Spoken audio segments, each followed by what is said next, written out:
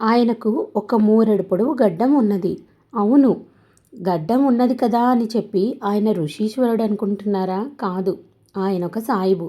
అయితే సాయిబుకి నిండా 60 ఏళ్ళు ఉండడం చేత తల, గడ్డం కూడా తెల్లగా నెరిసిపోయి జనపనారని మరిపిస్తున్నాయి. మన సాయిబుకి తన గడ్డం మీద ఎంతో ప్రేమ.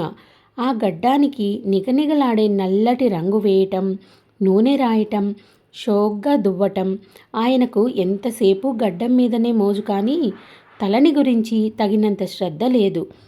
అంచేత గడ్డం మాత్రం నల్లగా నిగనిగలాడుతూ ఉంది. తల మాత్రం తెల్లగానే ఉండిపోయింది. ఆ ఊళ్ళో కొంటె కుర్రవాళ్ళు కొంతమంది సాయిబు గారి వాలకమంతా కనిపెడుతూనే ఉన్నారు. ఆయన్ని ఎట్లాగైనా ఎగతాళి చేసి తాటాకులు కడదామని వాళ్ళలో వాళ్ళు నిశ్చయించుకున్నారు. ఒకనాడు వాళ్ళు వచ్చి సాయిబు గారి చుట్టూ మూగారు.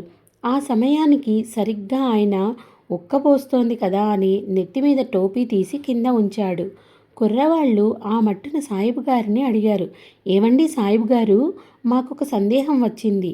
మీ తల యావత్తు ముగ్గు బుట్టలాగా తయారైంది కదా, మరి గడ్డం మాత్రం అంత నల్లగా ఉన్నదేమండి అన్నారు. ఈ ప్రశ్నకు సాయిబు గారు మండిపడతారని ఆ ఆకతాయి కుర్రాళ్ల ఉద్దేశం. కానీ వాళ్ళు అనుకున్నట్టు ఆయనకు ఎంత మాత్రం కోపం రాలేదు. సాయిబు గారు చిరునవ్వు నవ్వుతూ నిదానంగా ఇలా చెప్పారు, అబ్బాయిలు, ఇందులో ఆశ్చర్యమేముంటుంది?